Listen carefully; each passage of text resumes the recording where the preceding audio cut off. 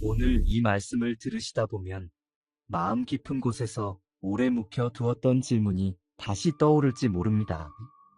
나는 왜 여전히 내 삶의 굴레와 반복되는 문제에서 벗어나지 못한 채 이렇게 서 있는가? 왜 나는 아직도 자유롭지 못한가 하는 질문 말입니다. 오늘 우리는 그 물음에 대한 영적인 답을 출애굽기라는 한 편의 긴 드라마를 따라가며 천천히 살펴보려고 합니다. 아주 옛날에 어떤 나라에서 일어났던 기적 이야기로만 듣고 지나가는 것이 아니라 지금 이 시간 나의 삶과 내 마음 한가운데를 향해 들려오시는 하나님의 대답으로 함께 붙들게 되기를 소망합니다. 이 말씀을 들으시는 동안 성령께서 여러분의 마음을 조용히 어루만지시고 메마른 곳에 부드러운 생수의 강을 흘려보내 주시기를 바랍니다. 안녕하세요. 성경 듣기 채널입니다. 오늘은 출애굽기 전체 이야기를 노예의 땅에서 자유의 땅으로, 그리고 결국 하나님이 친히 자기 백성 가운데 거하시기까지의 여정을 마치 한 편의 드라마를 보듯이 천천히 따라가 보겠습니다. 이것은 단지 이스라엘이라는 한 민족의 옛 기록이 아니라 오랫동안 묶여있던 인생이 어떻게 사슬을 끊고 일어나는지, 어떻게 하나님과 함께 새로운 길을 걸어가기 시작하는지를 보여주는 거울과도 같은 책입니다. 세상을 뒤흔든 기적들이 일어났던 그 현장 속으로, 사람들의 눈물과 신음이 쌓여있던 골짜기 속으로, 그리고 그곳에 직접 내려오셔서 함께 아파하시고 구원해내시는 하나님의 마음속으로 우리도 함께 걸어 들어가 보겠습니다. 이제 마음을 조금 가라앉히시고 눈을 살며시 감으신 채 약 3300년 전 이집트 땅으로 여러분의 마음을 천천히 데려가 보겠습니다. 요셉이 세상을 떠났습니다. 그의 형제들도 하나둘씩 세대를 마치고 떠났습니다. 그러나 그 후에도 이스라엘 사람들은 계속해서 늘어났습니다. 하나님께서 약속하신 대로 그들에게 자녀를 많이 주셨고, 그들은 점점 불어나 그 땅에 가득하게 되었습니다. 세월이 흐르는 동안 이집트에는 왕이 바뀌었고, 어느 날 새로운 왕이 왕위에 올랐습니다. 이 새 왕은 요셉이 누구였는지 알지 못했습니다. 그가 옛날에 이집트를 큰 기근에서 어떻게 건져냈는지도 전혀 기억하지 못했습니다. 그의 눈에 보이는 것은 자기 땅에서 점점 수가 많아지고 강해지는 이스라엘 백성뿐이었습니다. 새 왕은 점점 불어나던 이스라엘 사람들을 바라보며 마음 깊은 곳에서 불안과 두려움을 느끼기 시작했습니다. 혹시 전쟁이 일어나면 저들이 원수와 손을 잡고 이집트를 대적하지 않을까, 우리를 떠나 다른 길로 가버리지는 않을까 하는 생각이 들었습니다.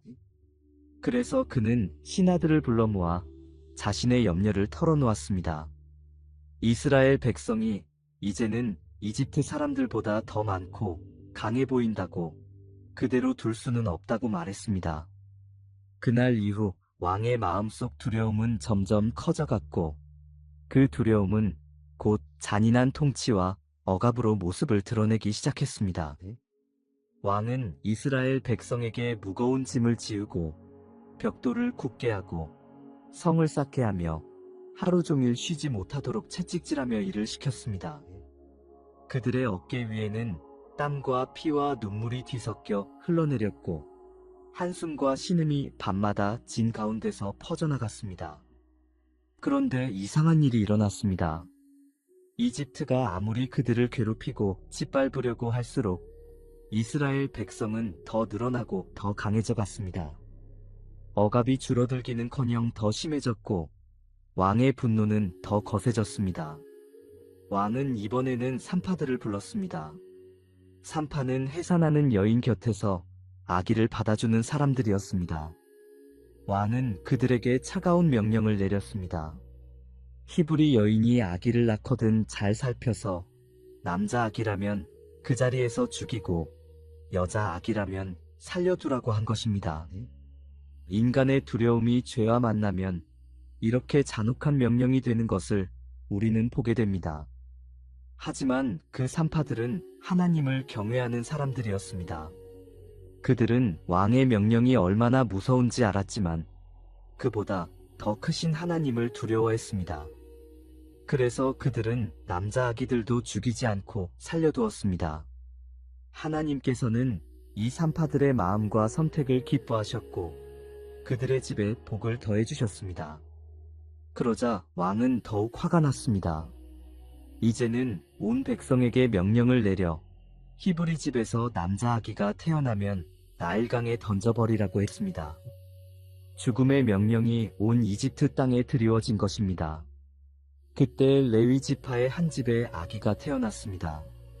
어머니는 갓 태어난 아기를 자세히 들여다보았습니다. 아기의 얼굴에는 하나님이 주신 생명의 빛이 고요히 비치고 있었고 어머니의 눈에는 그 모습이 너무 아름답고 귀하게 보였습니다. 그녀는 도저히 이 아기를 죽음으로 내어보낼 수 없었습니다. 어머니는 아기를 품에 안고 숨기며 석 달 동안 조심스럽게 키웠습니다. 그러나 아이가 자라 울음소리가 커지자 더 이상 몰래 숨겨둘 수 없게 되었습니다. 어머니는 깊은 한숨과 함께 결단을 내렸습니다. 갈대로 조그만 상자를 만들고 물이 스며들지 않도록 역청과 나무진을 발라 튼튼하게 만들었습니다. 그리고 그 상자 안에 아기를 조심스럽게 눕히고 나일강가 갈대 숲 사이에 살며시 띄워 놓았습니다. 그 순간 어머니의 마음은 찢어질 듯 아팠지만 사람의 손이 미치지 못하는 곳에 계신 하나님께 아기를 맡겨 올려보내는 마음으로 눈물을 흘렸습니다. 아기의 누나는 조금 떨어진 곳에서 조용히 서서 그 상자가 어떻게 되는지 숨을 죽이고 지켜보고 있었습니다. 그녀의 마음에도 두려움과 기대와 간절함이 뒤섞여 있었습니다. 바로 그때 바로의 딸 이집트 공주가 시녀들과 함께 나일강에 목욕하러 나왔습니다. 강가를 거닐던 공주의 눈에 갈대 사이에 떠있는 작은 상자가 들어왔고 그녀는 시녀에게 그것을 가져오게 했습니다. 상자를 열어본 순간 그 안에서 아기가 울고 있었습니다. 공주는 그 모습에서 한 아기의 연약함과 두려움을 보았고 그 마음에 연민이 일어났습니다. 이 아이가 히브리 아기라는 것도 알아보았지만 그보다 먼저 불쌍한 생명 하나가 눈앞에 서 있는 듯한 마음이 들었습니다. 그 순간 하나님께서 공주의 마음을 움직이고 계셨습니다. 멀리서 지켜보고 있던 아기의 누나는 용기를 내어 공주에게 다가갔습니다. 그녀는 공주에게 히브리 여자 중에서 젖을 먹일 사람을 데려와 이 아기를 키우게 할까요? 하고 조심스럽게 물었습니다. 공주는 그것이 좋은 생각이라고 말했고 소녀는 누구에게로 달려가야 할지 너무나도 분명히 알고 있었습니다. 그녀는 서둘러 집으로 달려가 어머니를 데려왔고 공주는 그 어머니에게 아기를 맡기며 이 아이에게 젖을 먹이고 잘 기르라고 그 대가도 주겠다고 약속했습니다. 이 모든 일은 우연이 아니었습니다. 하나님께서 죽음의 물 위로 떠밀려가던 한 아기를 가장 안전한 왕궁으로 이끌어 들이신 것이었습니다. 어머니는 돈을 받으면서도 사실은 하나님께 받은 선물처럼 자기 아들을 품에 안고 키울 수 있게 된 것입니다. 아기는 자라서 다시 공주의 품으로 돌아갔고 공주는 그를 자기 아들로 삼았습니다.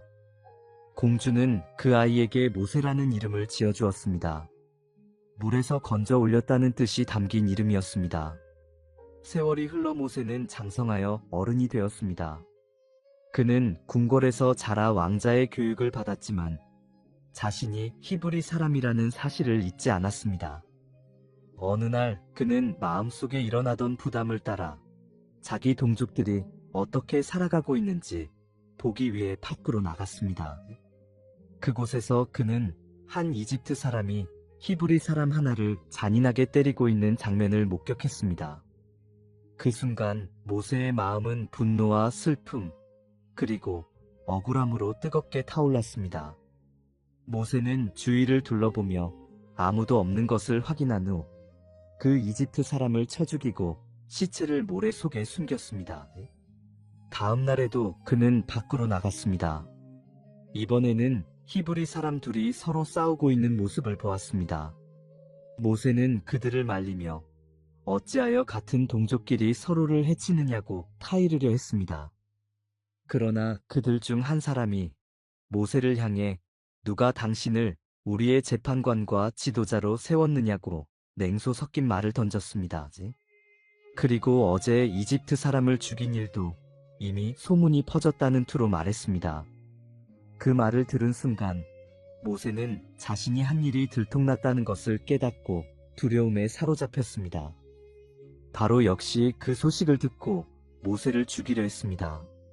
모세는 더 이상 그곳에 머물 수 없었습니다. 그는 왕궁을 떠나 광야를 지나 멀리 미디안 땅으로 도망쳤습니다. 지쳐 쓰러질 듯한 마음으로 길을 가다 어느 우물가에 이르러 앉게 되었습니다. 그때 그곳에 제사장의 딸 7명이 와서 양떼에게 물을 먹이려고 했습니다. 하지만 다른 목자들이 와서 그들을 쫓아내려고 했고 연약한 딸들은 밀려날 수밖에 없었습니다. 모세는 그 모습을 보고 일어나 그들을 도왔고 양떼가 물을 충분히 마시도록 끝까지 함께 서 있었습니다. 딸들이 집으로 돌아가자 아버지 르우엘은 왜 오늘은 이렇게 일찍 돌아왔냐고 물었습니다. 딸들은 한 이집트 사람이 자기들을 도와주었다고 목자들의 손에서 구해주고 양떼에게 물을 먹게 해주었다고 말했습니다. 르우엘은 어찌 그를 우물가에 그대로 두고 왔느냐며 당장 가서 모셔오라고 말했습니다. 그리하여 모세는 그 집에 머물게 되었고 제사장의 딸 십보라를 아내로 맞이했습니다. 모세는 이방 땅에서 이름 없는 목자가 되어 양을 몰고 광야를 다니며 조용한 세월을 보내기 시작했습니다. 왕궁의 화려함은 점점 기억에서 멀어지고 자신의 인생이 이렇게 끝나겠구나 하는 생각이 마음 한편에 자리 잡았을지도 모릅니다. 그 사이 이집트에서는 이스라엘 백성의 고통이 더 깊어지고 있었습니다. 그들은 무거운 짐 아래서 신음하며 견딜 수 없는 삶 속에서 하나님께 부르짖었습니다. 하나님, 도와주십시오. 너무 힘이 듭니다. 우리를 이 자리에서 건져주십시오 하는 울부짖음이 하늘을 향해 올라갔습니다. 성경은 하나님께서 그들의 신음소리를 들으셨다고 말합니다. 하나님은 아브라함과 이삭과 야곱에게 하신 약속을 기억하고 계셨고 그 약속을 반드시 이루시기로 이미 마음에 정하고 계셨습니다. 이제 때가 되었고 하나님께서는 조용히 준비해 오신 구원의 계획을 드러내기 시작하셨습니다. 어느 날 모세는 평소처럼 양떼를 몰고 광야를 지나 호렙산 근처까지 갔습니다. 그때 그의 눈에 이상한 장면이 들어왔습니다. 한 떨기나무에 불이 붙어 타오르고 있었는데 나무가 타서 없어지지 않고 계속 그대로 있는 것이었습니다. 모세는 마음속으로 참 이상하다고 생각하며 가까이 가서 자세히 보아야겠다고 여겼습니다. 그가 그 불붙은 떨기나무 앞으로 다가가자 갑자기 그 불 가운데서 그의 이름을 부르는 음성이 들려왔습니다. 모세는 깜짝 놀라면서도 예, 여기에 있습니다 하고 대답했습니다. 그 음성은 바로 하나님의 음성이었습니다. 하나님께서는 모세에게 더 가까이 오지 말라고 하시며 지금 서 있는 곳이 거룩한 땅이니 신발을 벗으라고 말씀하셨습니다. 그리고 자신을 아브라함의 하나님, 이삭의 하나님, 야곱의 하나님이라고 밝히셨습니다. 모세는 그 순간 자신이 누구 앞에 서 있는지 깨닫고 두려움에 얼굴을 가리고 하나님을 똑바로 바라보지 못했습니다. 하나님은 이집트에 있는 자기 백성의 고통을 보셨다고 말씀하셨습니다. 그들의 울부짖음을 들으셨고 그들의 아픔을 다 알고 계신다고 하셨습니다. 그리고 이제 내려가서 그들을 구원하여 좋은 땅, 젖과 꿀이 흐르는 땅으로 인도하겠다고 선언하셨습니다. 그러고 나서 하나님은 모세를 부르셨습니다. 이제 내가 너를 바로에게 보낼 것이니 너는 가서 내 백성 이스라엘을 이집트에서 이끌어내라고 말씀하신 것입니다. 모세는 깜짝 놀라며 자신이 누구이기에 바로 앞에 나아가며 어떻게 그 큰 민족을 이끌어낼 수 있겠냐고 두려움 속에서 되물었습니다. 그때 하나님께서는 한 가지 분명한 약속을 주셨습니다. 내가 너와 함께 있을 것이다. 이것이 증거가 되리라고 말씀하셨습니다. 너가 백성을 이집트에서 이끌어낸 후에 너희가 이 산에서 나를 예배하게 될 것이라고 알려주셨습니다. 하나님의 계획은 이미 끝까지 다 세워져 있었고 모세는 그 계획 속으로 들어오라는 부르심을 받은 것이었습니다. 모세는 또 다른 질문을 꺼냈습니다. 이스라엘 백성에게 하나님이 자신을 보내셨다고 말하면 그들이 하나님의 이름이 무엇이냐고 물을 것인데 뭐라고 대답해야 하느냐고 여쭈었습니다. 하나님께서는 자신을 스스로 있는 자라고 소개하시며 스스로 있는 자가 너를 보냈다고 말하라고 하셨습니다. 그리고 다시 한번 조상들의 하나님 여호와께서 너희에게 나를 보내셨다고 전하라고 하셨습니다. 이 이름은 영원히 기억될 하나님의 이름이라고 말씀하셨습니다. 그러나 모세의 마음에는 여전히 두려움과 불안이 남아 있었습니다. 모세는 혹시 백성이 믿지 않으면 어떻게 하겠느냐고 물었습니다. 그러자 하나님께서는 모세에게 손에 들고 있던 지팡이를 땅에 던져보라고 하셨고 그것이 뱀이 되게 하셨습니다. 다시 그 꼬리를 잡아 올리게 하셔서 뱀이 다시 지팡이가 되게 하셨습니다. 또 모세의 손을 품에 넣었다가 꺼내게 하시니 나병이 생겼다가 다시 넣었다 꺼내게 하시자 깨끗해지는 표적도 보여주셨습니다. 이런 표적들을 통해 하나님께서 모세와 함께 계시다는 것을 백성이 보게 될 것이었습니다. 그러나 모세는 여전히 주저하며 자신은 말을 잘하지 못하는 사람이라고 고백했습니다. 하나님께서는 사람의 입과 귀와 눈을 만드신 분이 누구이냐고 물으시며 바로 나 여호와라고 말씀하셨습니다. 그리고 가라고 내가 네 입과 함께하며 네가 할 말을 가르쳐 주겠다고 약속하셨습니다. 그럼에도 모세는 끝까지 마음을 내놓지 못하고 다른 사람을 보내달라고 간청했습니다. 하나님께서는 그에게 화를 내셨지만 그의 형 아론을 함께 보내겠다고 하셨습니다. 아론은 말을 잘하는 사람이고 곧 모세를 만나러 올 것이라고 알려주셨습니다. 이제 모세는 더 이상 피할 수 없었습니다. 모세는 장인에게 돌아가 이집트에 있는 형제들을 만나보고 싶다고 조용히 말했습니다. 그의 장인은 평안히 가라고 그를 축복해 주었습니다. 모세는 아내와 아들들을 나귀에 태우고 손에는 하나님의 지팡이를 들고 이집트를 향해 길을 떠났습니다. 길을 가는 동안 형 아론이 그를 만나러 나왔고 하나님의 산에서 두 형제는 서로를 끌어안으며 기쁨의 눈물을 나누었습니다.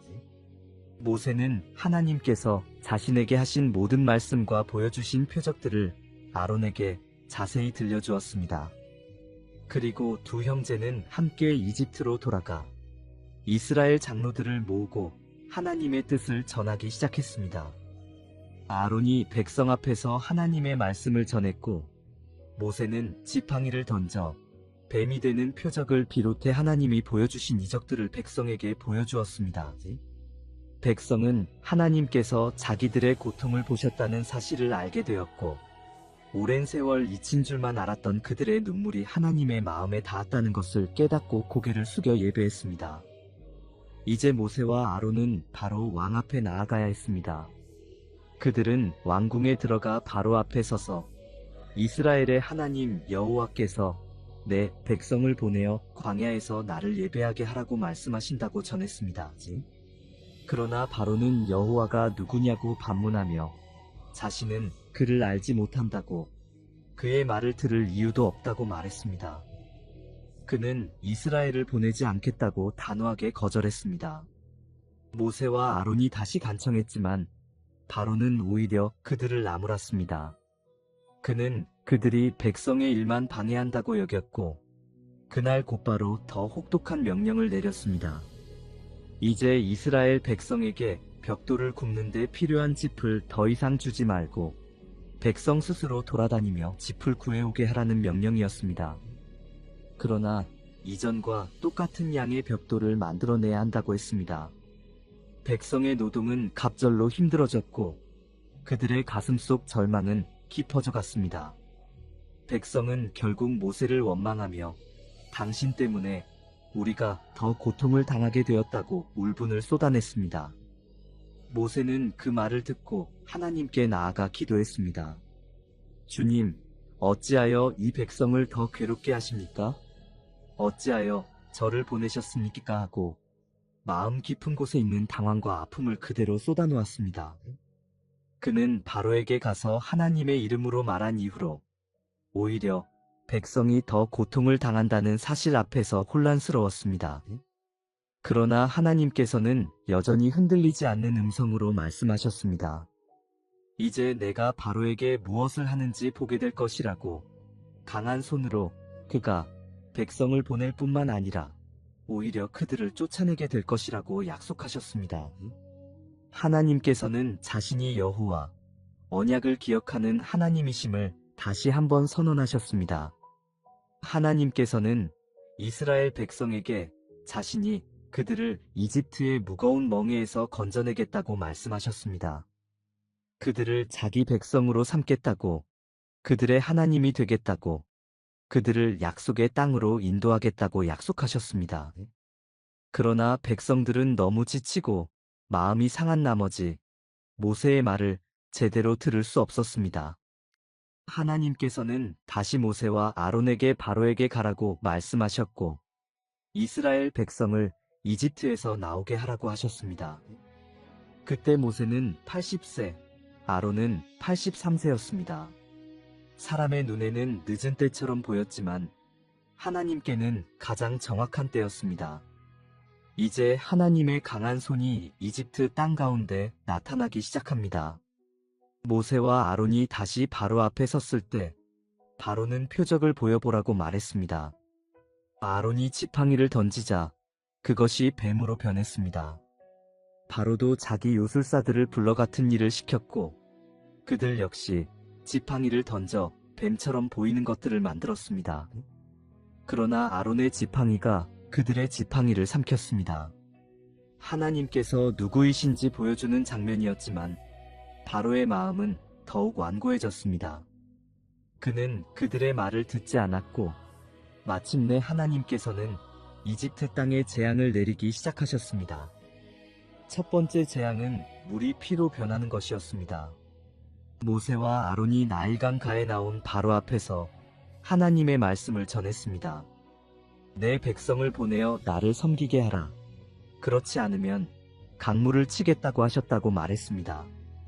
바로가 듣지 않자 모세가 지팡이로 나일강을 치는 순간 강물이 피로 변했습니다. 물고기들이 죽어 떠올랐고 강에서는 심한 악취가 나서 사람들이 그 물을 마실 수 없었습니다.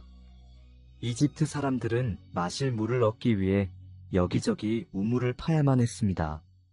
그러나 요술사들이 흉내를 내자 바로의 마음은 다시 굳어졌고 그는 이 재앙을 가볍게 넘겨버렸습니다. 7일이 지났습니다. 두 번째 재앙은 개구리가 온 땅을 덮는 것이었습니다. 강과 연못과 모든 물 있는 곳에서 개구리들이 올라와 궁궐에도 침실과 침대에도 집집마다 심지어 반죽 그릇과 떡 준비하는 곳까지 가득 들어찼습니다. 사람들은 어디를 가든 개구리 소리와 냄새 속에 지쳐갔습니다. 그때 바로는 모세를 불러 여호와께 기도해 개구리를 거두어 달라고 부탁하며 그러면 백성을 보내겠다고 약속했습니다. 모세가 기도하자 개구리들이 죽어나갔고 사람들은 그것을 모아 더미처럼 쌓았으며 땅에서는 다시 악취가 났습니다. 잠시 숨을 돌리게 되자 바로는 약속을 깨뜨리고 다시 마음을 완고하게 만들었습니다. 세 번째 재앙은 이가 온 땅을 덮는 것이었습니다. 아론이 지팡이로 땅에 티끌을 치자 그 티끌이 사람과 짐승의 몸에 이가 되어 달라붙었습니다. 요술사들도 그것을 흉내 내려 했지만 더 이상 따라할 수 없었습니다. 그들은 이것은 하나님의 권능이라고 인정하며 바로에게 말했지만 바로의 귀는 굳게 닫혀 있었습니다. 그의 마음은 점점 더 단단해져 갔습니다. 네 번째 재앙으로는 파리떼가 이집트 전역을 뒤덮었습니다. 집안과 밖, 궁전과 마당, 모든 곳이 파리로 가득 차 땅이 망가졌습니다. 그러나 이스라엘 백성이 사는 고센 땅에는 파리가 없었습니다. 하나님께서 당신의 백성을 특별히 구별하시는 장면이었습니다. 바로는 다시 모세를 불러 이 땅 안에서 제사를 드리라고 타협안을 제시했습니다. 그러나 모세는 여호와께 드릴 제사가 이집트 사람들이 싫어하는 것이라 사흘길은 떨어진 광야에서 드려야 한다고 말했습니다. 바로는 그러면 너무 멀리지만 가지 말라고 하며 다시 기도를 부탁했지만 재앙이 지나가자 또다시 마음을 돌이켰습니다. 다섯 번째 재앙은 가축들에게 내린 전염병이었습니다. 이집트 사람들의 말과 나귀와 낙타, 소와 양들이 죽어나갔지만 이스라엘의 가축은 하나도 죽지 않았습니다. 바로는 사람을 보내 고센 땅을 확인하게 했고 정말로 이스라엘의 가축이 하나도 죽지 않았다는 보고를 들었습니다. 그러나 그의 마음은 여전히 굽혀지지 않았습니다. 여섯 번째 재앙에서는 모세가 화덕의 재를 하늘로 뿌리자 사람과 짐승의 피부에 독한 종기가 생겼습니다. 요술사들까지 그 독종 때문에 모세 앞에 서지 못할 정도였습니다. 일곱 번째 재앙은 이집트 역사상 한 번도 경험하지 못했던 무서운 우박과 불이 섞인 재앙이었습니다. 하나님께서는 미리 경고하시며 사람과 가축들을 집 안으로 들이지 않으면 우박에 맞아 죽을 것이라고 알려주셨습니다. 여호와의 말씀을 어느 정도 두려워하던 신하들은 종들과 가축을 집으로 들였지만 그렇지 않은 사람들은 경고를 무시하고 그대로 밖에 두었습니다. 모세가 지팡이를 들자 하늘에서 우레와 우박이 쏟아졌고 불이 번개처럼 땅을 향해 내리꽂혔습니다. 밭에 있는 사람과 짐승이 죽고 밭의 채소와 들의 나무들이 부서져 나갔습니다. 그런데 이스라엘이 사는 고센 땅에는 우박이 내리지 않았습니다. 바로는 급히 모세를 불러 이번에는 자신이 죄를 지었다고 고백했습니다. 여호와는 의로우시고 자신과 백성은 악하다면서 우박이 그치면 이스라엘을 보내겠다고 약속했습니다. 모세가 기도하자 우박과 우레가 멈추었습니다. 그러나 하늘이 다시 맑아지자 바로는 또다시 마음을 돌이키고 백성을 보내지 않았습니다. 여덟 번째 재앙은 메뚜기 재앙이었습니다. 동풍이 하루 종일 밤새도록 불더니 아침이 되자 수를 헤아릴 수 없는 메뚜기 떼가 이집트 땅 위에 내려앉았습니다. 메뚜기들은 우박에도 남아있던 채소와 나무 열매까지 다 먹어치워 땅에 푸른 것이 하나도 남지 않게 되었습니다. 이집트 전역은 절망과 황폐함으로 가득해졌고 바로의 신하들은 이제 더는 버틸 수 없다며 모세와 백성을 보내야 한다고 왕에게 간청했습니다. 바로는 다시 모세를 불러 누가 갈 것인지 물었고 모세는 남녀노소와 양떼와 소떼까지 모두 가야 한다고 말했습니다. 그러나 바로는 남자들만 가라고 하며 그들을 쫓아냈습니다. 모세가 다시 기도하자 이번에는 서풍이 불어 메뚜기 떼를 홍해로 몰아갔고 이집트 땅에는 한 마리의 메뚜기도 남지 않았습니다. 하지만 바로의 마음은 다시 굳어졌습니다. 아홉 번째 재앙은 손으로 만질 수 있을 것 같은 짙은 흑암이 이집트 땅을 3일 동안 뒤덮는 재앙이었습니다. 사람들은 서로의 얼굴도 볼 수 없을 만큼 캄캄한 어둠 가운데 꼼짝도 하지 못하고 자기 자리에서 일어나지 못했습니다. 그런데 이스라엘 사람들이 사는 곳에는 빛이 있었습니다. 바로는 다시 모세를 불러 어린아이들까지 데리고 가되 가축은 두고 가라고 했습니다. 그러나 모세는 하나님께 드릴 제물이 필요하기 때문에 가축도 함께 가야 한다고 말했습니다. 그러자 바로는 분노하며 다시는 내 얼굴을 보지 말라고 보는 날에는 죽을 것이라고 협박했습니다. 모세는 왕의 말을 듣고 다시는 그의 얼굴을 보지 않겠다고 말하며 나왔습니다. 이제 마지막 10번째 재앙이 남아 있었습니다. 하나님께서는 한 가지 재앙을 더 내리실 것이라고 말씀하시며 그 후에는 바로가 이스라엘 백성을 보내는 것을 넘어 오히려 쫓아낼 것이라고 하셨습니다. 그 재앙은 이집트의 모든 처음 난 것, 왕의 장자로부터 가장 낮은 종의 장자까지 가축의 첫 새끼까지 죽임을 당하는 심판이었습니다. 그 밤에는 이집트 전역에 전에도 없었고 앞으로도 없을 큰 울음소리가 있을 것이라고 하셨습니다. 그러나 이스라엘 자손에게는 개 한 마리도 짖지 않을 것이라고 하나님께서 두 민족 사이를 분명히 구별하실 것이라고 약속하셨습니다. 하나님께서는 이스라엘 백성에게 그날을 위해 특별한 준비를 하라고 명령하셨습니다. 이 달을 해의 첫 달로 삼고 그 달 열흘에 각 가족마다 흠없는 1년 된 어린 수양 한 마리를 택하라고 하셨습니다. 열나흔 날 해질 무렵에 그 양을 잡고 그 피를 집 문설주와 인방에 바르라고 하셨습니다. 그 밤에 그 고기를 불에 구워 누룩 없는 떡과 쓴 나물과 함께 급히 먹되 아침까지 남기지 말고 남은 것은 다 불에 태우라고 하셨습니다. 허리에 띠를 띠고 발에는 신을 신고 손에는 지팡이를 잡고 언제든 떠날 준비를 한 채 서둘러 먹으라고 하셨습니다. 이것이 여호와의 유월절 넘어가심의 밤이었습니다. 그 밤에 하나님께서는 이집트 온 땅을 지나가시며 피가 없는 집의 모든 장자를 치셨습니다. 왕궁에서는 왕의 장자가 쓰러졌고 감옥에서는 죄수의 장자가 쓰러졌으며 가축의 첫 새끼들도 죽어갔습니다.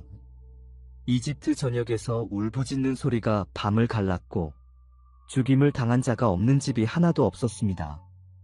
그러나 문설주와 인방에 어린 양의 피가 발라진 집은 심판이 넘어갔습니다.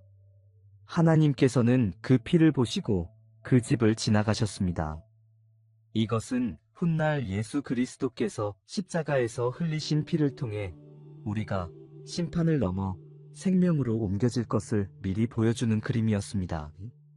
밤중에 바로는 떨리는 마음으로 모세와 아론을 불러 즉시 백성과 함께 이집트를 떠나라고 말했습니다. 너희의 양떼와 소떼도 다 몰고 가서 너희 하나님을 섬기고 나를 위해서도 축복해달라고 부탁했습니다. 이집트 사람들도 이스라엘을 재촉하며 빨리 떠나달라고 했습니다. 그렇지 않으면 우리가 다 죽게 되겠다고 말했습니다. 이스라엘 백성은 급히 발효되지 않은 반죽을 보자기에 싸서 메고 나왔고 그동안 하나님께서 주신 은혜로 이집트 사람들에게서 은과 금과 옷을 얻었습니다. 이렇게 해서 이스라엘 자손은 라암셋을 떠나 약속의 땅을 향해 첫 발을 내디뎠습니다. 장정만 60만 명쯤 되었고 여자와 어린이와 섞여 나온 많은 무리와 양떼와 소떼가 그들과 함께 했습니다. 이스라엘 백성이 이집트에 살았던 기간은 430년이었습니다. 그 430년이 다 채워지던 바로 그날 하나님께서 이끄시는 여호와의 군대가 이집트를 떠났습니다. 하나님께서는 낮에는 구름 기둥으로 밤에는 불 기둥으로 그들의 앞길을 인도하셨습니다. 그래서 그들은 낮에도 밤에도 길을 갈 수 있었고 구름 기둥과 불 기둥은 그들 앞에서 떠나지 않았습니다. 이제 그들의 여정이 순조로울 것만 같았습니다. 그러나 인간의 마음과 상황은 쉽게 흔들리고 우리는 그 속에서 다시 한번 하나님의 신실하심을 보게 됩니다. 이집트를 떠난 후 얼마 지나지 않아 바로는 마음을 바꾸었습니다. 우리가 무엇을 한 것인가? 이스라엘을 보내어 더 이상 우리를 섬기지 못하게 했다니 하며 후회하기 시작했습니다. 그는 병거를 준비하고 정예 병거 600대와 다른 모든 병거를 이끌고 이스라엘을 추격했습니다. 이스라엘 백성이 바닷가에 장막을 치고 쉬고 있을 때 뒤에서 먼지 구름이 일어나는 것을 보고 돌아보니 이집트 군대가 쫓아오고 있는 것이 보였습니다. 앞에는 넘실거리는 바다가 가로막혀 있고 뒤에서는 군대가 다가오는 상황에서 백성의 마음은 공포로 가득 찼습니다. 그들은 하나님께 부르짖으면서도 동시에 모세를 원망하기 시작했습니다. 그들은 왜 우리를 이집트에서 끌어내어 광야에서 죽게 하느냐고, 이집트에 묘지가 없어서 여기까지 데려왔느냐고 울부짖었습니다. 차라리 이집트에서 종으로 살다가 죽는 것이 나았을 것이라고, 왜 우리에게 이런 일을 하느냐고 모세를 탓했습니다. 그때 모세는 두려움에 떨고 있는 백성 앞에 서서 두려워하지 말라고 말했습니다. 오늘 하나님께서 너희를 위해 어떤 구원을 이루시는지 가만히 서서 보라고, 오늘 본 이집트 사람을 다시는 영원히 보지 못할 것이라고 선포했습니다. 여호와께서 너희를 위해 싸우실 것이니 너희는 가만히 있기만 하라고 모세는 백성에게 담대하게 말했습니다. 하나님께 대한 믿음에서 나온 고백이었습니다. 하나님께서는 모세에게 왜 내게 부르짖기만 하느냐고 하시며 이스라엘 자손에게 앞으로 나아가라고 말씀하셨습니다. 그리고 모세에게 지팡이를 들고 바다 위로 손을 내밀어 바다를 가르라고 명령하셨습니다. 하나님께서는 바닷물을 갈라 이스라엘 백성이 마른 땅처럼 바다 가운데를 건너가게 하시겠다고 하셨습니다. 그때 이스라엘 진 앞에 서 있던 하나님의 천사와 구름 기둥이 그들 뒤로 옮겨가 이집트 진과 이스라엘 진 사이에 서게 되었습니다. 이집트 쪽에는 어둠과 혼란이 있었고 이스라엘 쪽에는 밤을 비추는 빛이 있었습니다. 그래서 그 밤 동안 두 진영은 서로 가까이 갈 수 없었습니다. 모세가 바다 위로 손을 내밀자 하나님께서 밤새도록 강한 동풍을 불게 하셨습니다. 바다가 점점 갈라졌고 물은 양쪽으로 벽처럼 서고 가운데에는 마른 길이 생겼습니다. 이스라엘 백성은 그 사이를 걸어 바다 가운데로 들어갔고 마른 땅 위를 지나가며 좌우에 선물의 벽을 바라보았을 것입니다. 이집트 군대도 그 뒤를 쫓아 바다 가운데로 들어왔습니다. 왕의 말과 병거와 기병들이 모두 그 길로 들어갔습니다. 새벽녘이 되자 하나님께서 불과 구름 기둥 가운데서 이집트 군대를 보시고 그들의 병거 바퀴를 어지럽게 하셔서 제대로 달릴 수 없게 하셨습니다. 이집트 사람들은 이제야 하나님께서 이스라엘을 위해 싸우신다는 것을 깨닫고 도망치자고 외쳤습니다. 그때 하나님께서는 다시 모세에게 손을 바다 위로 내밀라고 말씀하셨습니다. 모세가 손을 내미는 순간 물이 본래 자리로 되돌아오기 시작했습니다.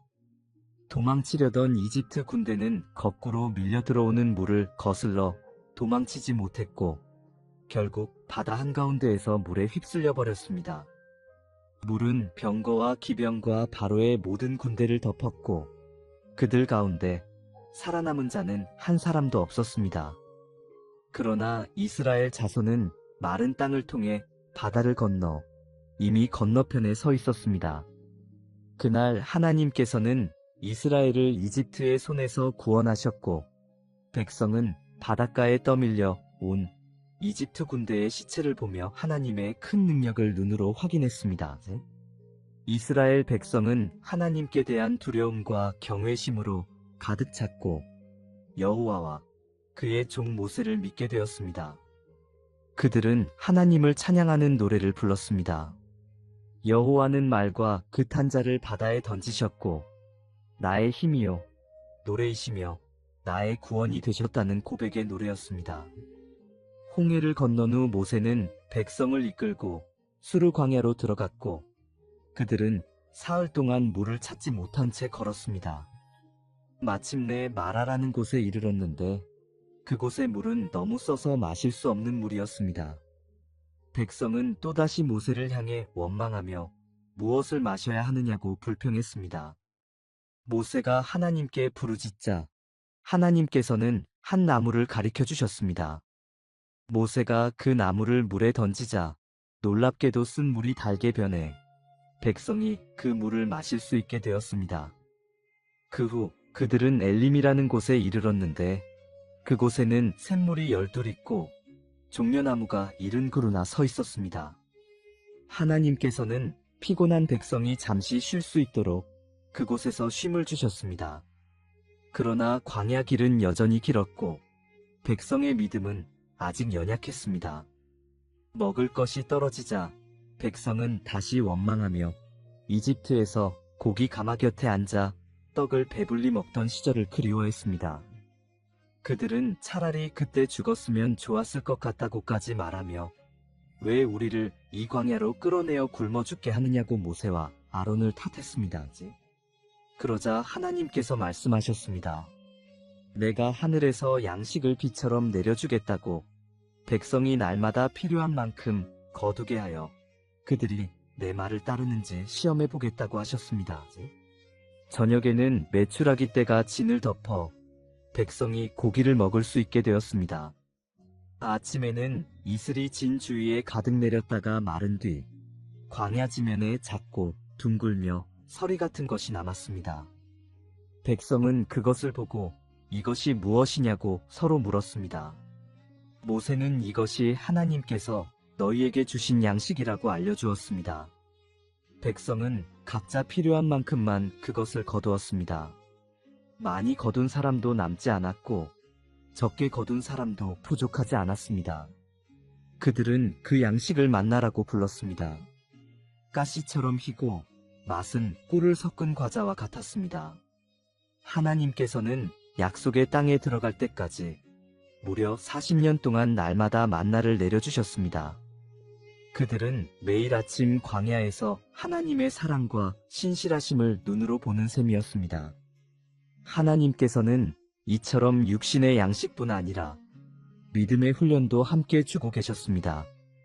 그러나 광야 길에서는 물 부족의 문제도 다시 찾아왔습니다. 르비딤의 장막을 쳤을 때 마실 물이 없었습니다. 백성은 또 모세와 다투며 물을 달라고 소리쳤고 왜 우리를 이집트에서 인도해내어 우리와 자녀와 가축을 목말라 죽게 하느냐고 원망했습니다.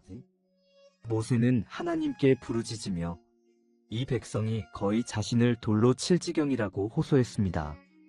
하나님께서는 이스라엘 장로 몇 사람과 함께 호렙산 바위 앞에 서라고 하셨고 나일강을 치던 그 지팡이를 손에 잡고 바위를 치라고 하셨습니다. 모세가 바위를 치자 그곳에서 물이 솟아나와 백성이 그 물을 마시고 생명을 유지할 수 있게 되었습니다. 광야에서는 전쟁도 일어났습니다. 아말렉 사람들이 와서 이스라엘을 공격했습니다.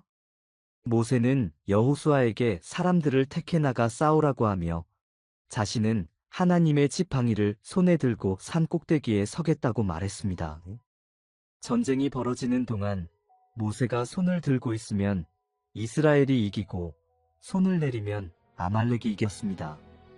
시간이 지나자 모세의 팔은 무거워졌고 아론과 훌이 돌을 가져다 그를 앉게 한 후 양쪽에서 그의 손을 붙들어 해가 질 때까지 내려오지 않게 했습니다. 그렇게 해서 여호수아는 아말렉과 그 백성을 물리칠 수 있었습니다. 어느 날 모세의 장인 이드로가 모세를 찾아왔습니다. 모세는 하나님께서 바로와 이집트에게 행하신 모든 일과 이스라엘을 어떻게 구원하셨는지 장인에게 자세히 들려주었습니다. 이드로는 그 이야기를 듣고 기뻐하며 여호와를 찬송했습니다. 그는 이제 여호와께서 모든 신보다 크신 분이라는 것을 알겠다고 고백했습니다. 다음 날 이드로는 모세가 아침부터 저녁까지 혼자서 백성의 모든 문제를 듣고 재판하는 모습을 지켜보았습니다. 이드로는 그를 향해 이렇게 해서는 너도 지치고 백성도 지칠 것이라고 말하며 좋은 조언을 해주었습니다.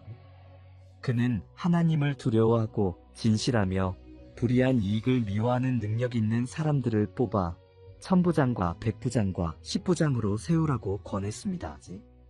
작은 일들은 그들이 맡아 판단하게 하고 가장 어려운 일만 모세에게 가져오게 하라는 조언이었습니다.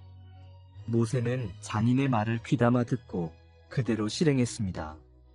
그로 인해 백성의 삶은 더 질서 있게 정돈되었고 모세도 하나님께 나아가는 일을 계속 감당할 수 있었습니다.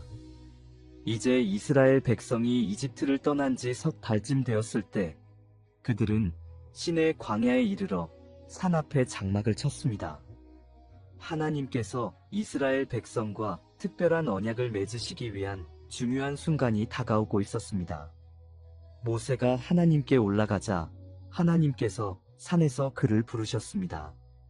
하나님께서는 이스라엘 백성에게 자신이 이집트 사람에게 어떻게 행하셨는지, 어떻게 마치 독수리가 새끼를 날개에 업듯이 그들을 이끌어내어 자기에게로 인도했는지 기억하라고 말씀하셨습니다.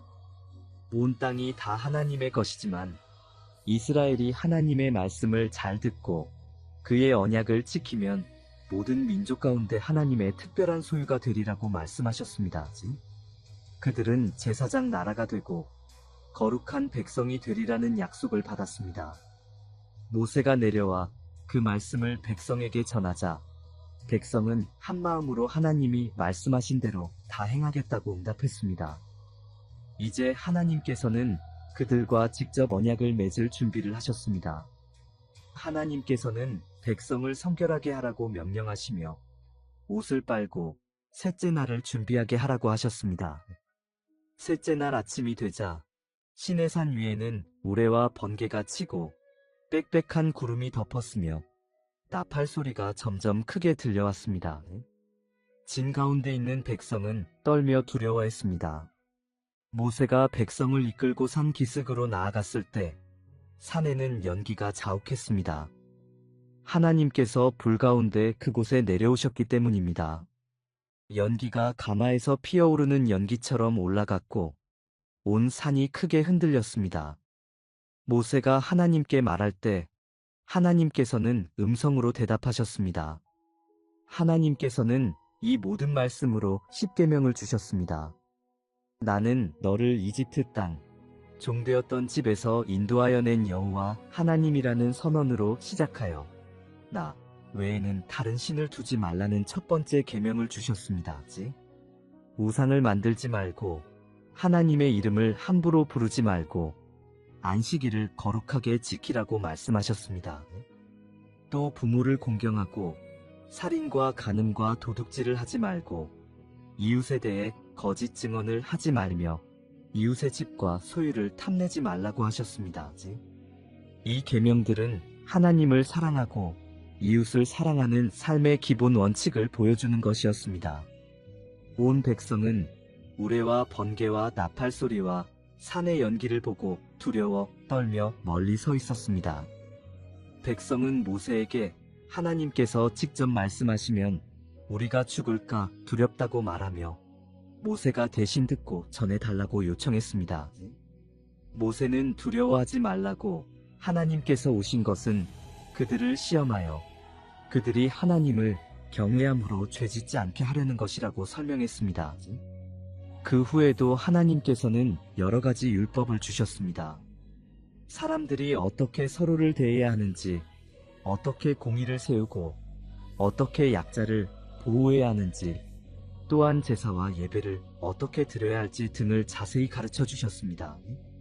모세는 하나님의 모든 말씀을 기록했고, 다음날 아침 제단을 쌓고 12기둥을 세운 뒤 제사를 드리며 하나님과 백성 사이에 언약을 세우는 예식을 행했습니다.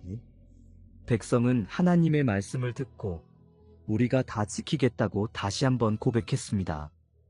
모세는 피를 백성에게 뿌리며 이것이 하나님께서 이 말씀들에 대해 너희와 세우신 언약의 피라고 말했습니다. 이후 모세와 아론과 몇 장로들이 산에 올라가 이스라엘의 하나님을 보고 하나님 앞에서 먹고 마시며 그의 임재를 경험했습니다. 하나님께서는 다시 모세만을 부르셔서 산으로 올라오게 하시며 율법과 계명이 기록된 돌판을 주겠다고 하셨습니다. 모세가 산에 올라가자 구름이 산을 덮었고 하나님의 영광이 시내산 위에 머물렀습니다. 6날 동안 구름이 산을 덮고 있다가 7째 날에 하나님께서 구름 가운데서 모세를 부르셨습니다. 이스라엘 자손이 멀리서 보기에는 하나님의 영광이 산 위에서 타오르는 맹렬한 불처럼 보였습니다. 모세는 구름 속으로 들어가 산 위로 올라갔고 그곳에서 40일 40밤을 머물렀습니다. 그동안 하나님께서는 성막을 어떻게 지어야 하는지 하나하나 자세히 가르쳐 주셨습니다. 성막은 광야에서 하나님을 예배할 장소였고 그곳에서 하나님이 백성 가운데 거하시는 것을 보여주는 상징이었습니다. 언약궤와 상과 등잔대, 분향단과 번제단, 몰두멍, 뜰과 휘장, 제사장 옷에 이르기까지 하나님께서는 작은 부분 하나도 그냥 지나치지 않으시고 세밀하게 말씀하셨습니다. 마지막으로 하나님께서는 그의 손가락으로 기록하신 두 돌판을 모세에게 주셨습니다. 그러나 산 아래 진에서는 전혀 다른 일이 벌어지고 있었습니다. 백성은 모세가 산에서 내려오지 않는 것이 길어지자 점점 불안해졌습니다. 그들은 아론에게 모여 우리를 인도할 신을 만들어 달라고 요구했습니다. 이집트에서 자신들을 인도해낸 모세가 어떻게 되었는지 알 수 없다고 말하며 눈에 보이는 무언가를 의지하고 싶어 했습니다. 아론은 그들의 요구에 휩쓸려 아내와 자녀들의 귀에서 금 귀고리를 빼어 가져오라고 했습니다. 백성이 가져온 금을 아론이 받아 부어 금송아지를 만들었습니다. 사람들은 그것을 가리키며 이것이 우리를 이집트에서 인도해낸 우리의 신이라고 외쳤습니다. 아론은 그 앞에 제단을 쌓고 내일은 여호와의 절일이라고 선포했습니다. 다음 날 백성은 일찍 일어나 번제와 화목제를 드리고 먹고 마시며 뛰놀았습니다. 그 모습을 보신 하나님께서는 모세에게 지금 당장 내려가라고 말씀하셨습니다. 하나님께서는 이 백성이 얼마나 빨리 하나님의 명령에서 떠나 금송아지를 만들었는지 그것을 예배하며 제사를 드렸는지 알려주셨습니다. 하나님께서는 이 백성이 목이 뻣뻣한 백성이라고 말씀하시며 자신이 진노하여 그들을 멸하고 모세를 큰 나라가 되게 하겠다고 하셨습니다. 그 순간 모세는 하나님 앞에 무릎을 꿇고 간절히 간구했습니다. 모세는 하나님께 그들이 하나님의 큰 능력과 강한 손으로 이집트에서 인도해낸 주님의 백성이라고 말하며 어찌 그들에게 진노하시느냐고 묻듯 기도했습니다. 또 아브라함과 이삭과 이스라엘에게 하신 약속을 기억해달라고 간청하며 그들의 자손을 하늘의 별처럼 많게 하시고 이 땅을 영원한 기업으로 주시겠다고 하신 말씀을 붙들었습니다. 하나님께서는 모세의 간구를 들으시고 말씀하신 대로 재앙을 내리지 않기로 하셨습니다. 모세는 산에서 내려오며 손에는 하나님께 받은 두 증거판을 들고 있었습니다. 그러나 진에 가까이 이르렀을 때 그가 본 것은 송아지와 그 앞에서 춤추며 떠드는 백성의 모습이었습니다. 모세는 큰 분노에 사로잡혀 손에 들고 있던 돌판을 산 아래로 던져 깨뜨려 버렸습니다. 그는 그들이 만든 송아지를 불에 태우고 가루로 만들어 물에 뿌린 뒤 백성에게 마시게 했습니다. 그리고 아론을 불러 백성이 그에게 무엇을 했기에 이런 큰 죄를 범하게 했느냐고 물었습니다. 아론은 백성이 악한 것을 요구했다고 변명하며 금을 불에 던졌더니 이 송아지가 나왔다고 말했습니다. 모세는 진문에 서서 누구든지 하나님 편에 있는 사람은 자기에게 나오라고 외쳤고 레위 자손이 그에게 모여들었습니다. 그날 레위 사람들은 모세의 말대로 우상 숭배에 깊이 빠져 돌이키지 않는 이들을 향해 심판의 칼을 들었습니다. 그날 백성 가운데 죽은 자가 3,000명가량 되었습니다. 다음 날 모세는 백성에게 너희가 큰 죄를 범했다고 말하며 다시 하나님께 올라가 혹시 그들의 죄를 용서받게 할 수 있을지 모른다고 말했습니다. 모세는 하나님께 나아가 이 백성이 금신을 만들어 큰 죄를 범했다고 고백했습니다. 그러나 그들의 죄를 사하여 주시기를 간청하며 그렇지 않으시려거든 자신을 하나님의 책에서 지워달라고까지 말했습니다. 하나님께서는 자기에게 죄를 범한 자를 책에서 지우겠다고 말씀하시며 모세에게는 여전히 백성을 약속의 땅으로 인도하라고 하셨습니다. 하나님의 사자가 그들 앞서 가게 될 것이라는 약속도 주셨습니다. 그 후에도 하나님께서는 자신이 백성과 함께 가실지에 대해 모세와 깊은 대화를 나누셨습니다.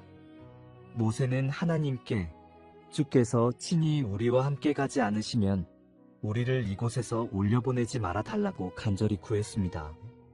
하나님께서 함께 하시느냐 아니냐가 이 백성이 다른 모든 민족과 구별되는 유일한 표지이기 때문이라고 말했습니다.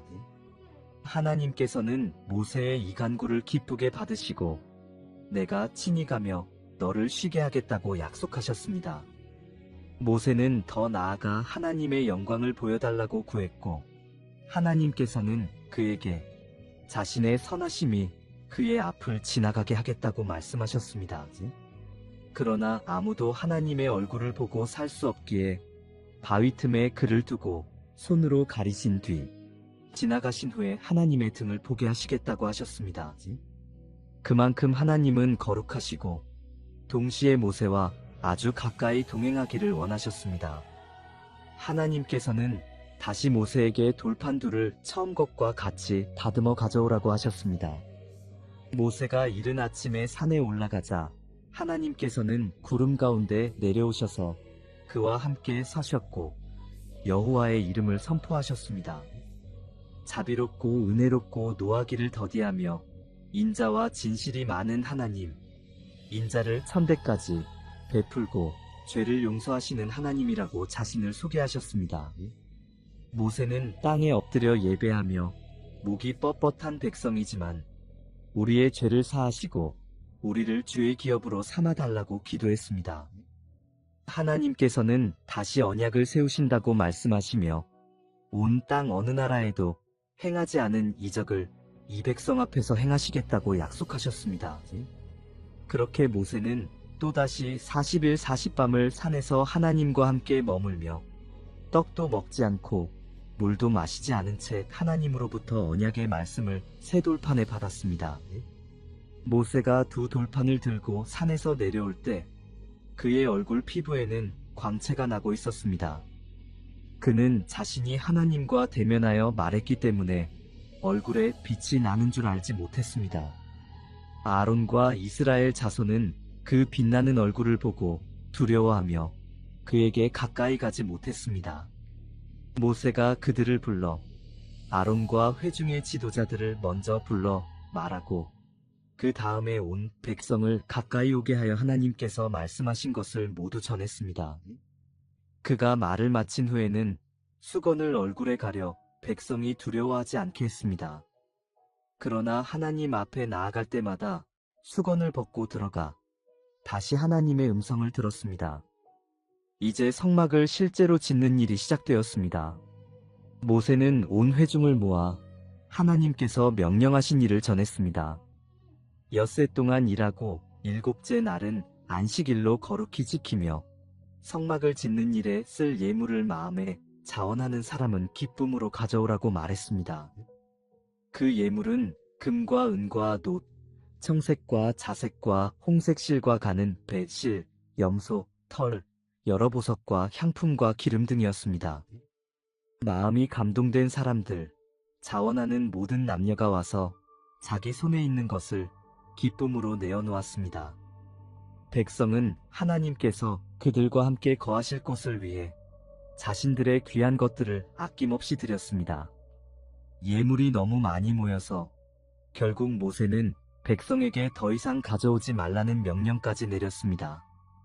이미 있는 재료만으로도 모든 일을 하고도 남을 만큼 넉넉했기 때문입니다. 하나님께서 지혜로운 마음을 주신 일꾼들이 성막을 만들기 시작했습니다. 그들은 언약궤와 상과 등잔대, 분향단과 번제단과 물두멍, 뜰과 휘장과 제사장의 옷을 하나님께서 보여주신 식양대로 하나도 빠짐없이 만들었습니다. 이스라엘 자손은 하나님께서 모세에게 명령하신 모든 일을 다 마쳤습니다. 그들이 성막과 그 모든 기구를 모세에게 가져왔을 때 모세는 그 모든 것을 살펴보고 하나님께서 말씀하신 대로 되었음을 확인한 후 백성에게 축복했습니다. 하나님께서는 첫째 달 초하루에 성막, 곧 회막을 세우라고 모세에게 말씀하셨습니다. 언약궤를 안에 들이고 휘장으로 가려 지성소를 만들고 상과 등잔대를 제자리에 두며 떡을 진설하고 등잔에 불을 켜게 하셨습니다. 또 향단과 번제단과 물두멍과 뜰의 포장과 문휘장을 세우고 제사장들을 깨끗이 씻기고 기름을 부어 거룩하게 구별하라고 하셨습니다. 모세는 하나님께서 명령하신 대로 하나도 빠짐없이 다 행했습니다. 둘째, 첫째 달 초하루에 성막이 세워졌습니다. 마침내 광야 한가운데에 하나님께서 그의 백성과 함께 거하실 집이 세워진 것입니다. 모세가 성막을 세우고 모든 기구를 제자리에 두어 그 일을 마쳤을 때 갑자기 구름이 회막을 덮었습니다. 하나님의 영광이 성막에 가득 차 모세조차 회막 안으로 들어갈 수 없을 만큼 강한 임재가 그곳에 머물렀습니다. 구름이 성막 위에서 떠오를 때마다 이스라엘 백성은 진을 거두고 앞으로 나아갔고 구름이 떠오르지 않을 때에는 그 자리에 머물렀습니다. 낮에는 여호와의 구름이 성막 위에 있고 밤에는 그 구름 가운데 불이 있어 이스라엘 온 족속이 그들의 모든 행진하는 길에서 그것을 바라볼 수 있었습니다. 하나님께서는 그들을 결코 혼자 두지 않으셨습니다. 출애굽기의 이야기는 이렇게 하나님의 영광이 성막에 가득한 장면으로 마무리됩니다. 이 책은 하나님께서 어떻게 그의 백성을 구원하시는지를 보여주는 책입니다. 400년 동안 종으로 살던 이스라엘 백성이 하나님의 능력으로 자유를 얻는 과정을 우리에게 들려줍니다. 나일강에 버려질 뻔했던 한 아기 모세가 하나님의 놀라운 계획 속에서 민족의 지도자가 되는 과정도 보여줍니다. 10가지 재앙을 통해 하나님께서 모든 신보다 크고 모든 자연과 역사를 다스리시는 분임을 나타내셨습니다. 물은 피로 변하고 개구리와 이와 파리, 가축의 질병과 독종, 우박과 메뚜기와 흑암, 마지막으로 장자의 죽음까지 하나님께서는 하나씩 하나씩 이집트의 교만을 꺾어가셨습니다. 그러나 그 속에서도 어린 양의 피를 의지한 집은 넘어가 주셨습니다. 6월절 밤을 기억해야 합니다. 이스라엘 백성이 잡은 어린 양의 피를 문설주와 임방에 바를 때 하나님께서는 그 피를 보시고 그 집을 넘어가셨습니다. 이는 장차 오실 예수 그리스도를 가리키는 그림입니다. 예수님께서 우리 죄를 위해 십자가에서 피를 흘리셨고 그 피를 믿는 사람은 심판을 넘어 영생으로 옮겨지는 은혜를 받습니다. 홍해가 갈라지는 기적은 우리에게도 깊은 울림을 줍니다.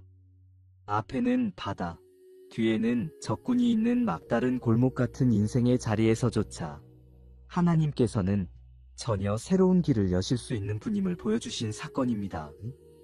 광야에서의 삶은 하나님께서 그의 백성을 어떻게 돌보시는지를 보여주는 긴 훈련이었습니다. 물이 없을 때 반석에서 물을 내셨고 먹을 것이 없을 때 하늘에서 만나를 내려주셨습니다. 40년 동안 하나님께서는 날마다 그들에게 양식을 주셨고 그들은 하나님이 없이는 하루도 살아갈 수 없음을 배웠습니다. 시내산에서 받은 십계명은 하나님의 백성이 어떻게 살아야 하는지 보여주는 거울이었습니다. 하나님을 사랑하고 이웃을 사랑하는 삶의 기준이 거기에 담겨 있습니다. 하지만 우리는 그 계명을 완전하게 지킬 수 없는 연약한 존재입니다.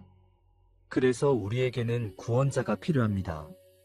예수 그리스도께서 우리 대신 율법을 완성하시고 우리가 다 지키지 못한 모든 일을 대신 이루셨습니다. 금송아지 사건은 눈앞에 보이는 안정과 눈에 보이는 대상을 더 쉽게 의지하려는 인간의 마음을 보여줍니다. 이스라엘 백성은 불안 속에서 눈에 보이는 금송아지를 만들고 그것 앞에 절했지만 하나님께서는 모세의 중보 기도를 들으시고 그들을 완전히 버리지 않으셨습니다. 이처럼 하나님은 공의의 하나님이시면서도 동시에 끝까지 포기하지 않는 사랑의 하나님이십니다. 성막을 짓는 과정은 하나님께서 죄 많은 백성 가운데도 함께 거하시기를 원하신다는 사실을 보여줍니다. 백성이 기쁜 마음으로 예물을 드리고 마음과 손을 모아 성막을 지었을 때 하나님께서는 그 성막에 자신의 영광으로 응답하셨습니다. 구름이 회막을 덮고 하나님의 영광이 그곳에 가득했을 때 그 장면은 마치 하늘이 땅을 향해 내려와 하나님께서 우리 가운데 장막을 치시는 모습을 보여줍니다. 출애굽기는 결국 우리의 이야기이기도 합니다. 우리 역시 죄의 종으로 살던 사람들이었지만 예수 그리스도의 십자가의 피로 자유를 얻었습니다. 홍해를 건너는 장면은 우리가 세례를 통해 옛삶의 자리에서 끊어져 나와 새로운 생명의 길로 들어가는 것을 떠올리게 합니다. 광야 길을 걷는 이스라엘처럼 우리도 이 땅을 살아가면서 하나님의 말씀을 만나처럼 먹으며 하루하루를 버텨나갑니다. 유월절 어린 양은 곧 예수님을 가리킵니다. 그분의 피를 믿는 사람은 심판이 넘어가고 영원한 생명을 선물로 받습니다. 십계명은 하나님의 거룩하심을 우리에게 보여줍니다. 우리가 그 기준 앞에 설 때 우리의 부족함과 연약함이 드러나지만 동시에 우리를 대신해 그 기준을 이루신 예수님을 더 깊이 붙들게 됩니다. 이스라엘 백성이 광야에서 여러 번 원망했던 것처럼 우리도 인생의 광야에서 하나님을 오해하고 의심할 때가 참 많습니다. 하지만 하나님은 신실하신 분이시고 한번 붙드신 손을 끝까지 놓지 않으시는 분이십니다. 모세가 하나님과 얼굴을 마주대하며 이야기했던 것처럼 우리도 예수 그리스도를 통해 하나님께 나아갈 수 있는 길을 얻었습니다. 예수님은 우리의 중보자이시고 우리 대신 하나님 앞에 서서 우리를 위해 간구하시는 분이십니다. 출애굽기의 메시지는 분명합니다. 하나님은 구원하시는 분이십니다. 억압받는 자의 부르짖음을 외면하지 않으시고 때가 되면 능력의 손으로 건져내시는 분입니다. 그분은 우리와 함께 거하시기를 기뻐하시는 하나님입니다. 우리의 인생이 아직 광야 한가운데에 있는 것 같을지라도 하나님께서는 구름 기둥과 불 기둥으로 우리를 인도하고 계십니다. 출애굽은 끝이 아니라 시작이었습니다. 이스라엘 백성은 이제 약속의 땅을 향해 나아가야 했고 그 길에는 많은 시험과 넘어짐이 기다리고 있었습니다. 하지만 하나님께서는 그 모든 과정 속에서도 그들을 버리지 않으시고 끝까지 인도에 가실 계획을 가지고 계셨습니다. 우리도 마찬가지입니다. 구원받은 것이 끝이 아니라 이제 하나님의 백성답게 살아가는 여정이 시작된 것입니다. 우리는 거룩한 삶을 부르심 받았고 하나님을 사랑하고 이웃을 사랑하는 삶으로 초대받았습니다.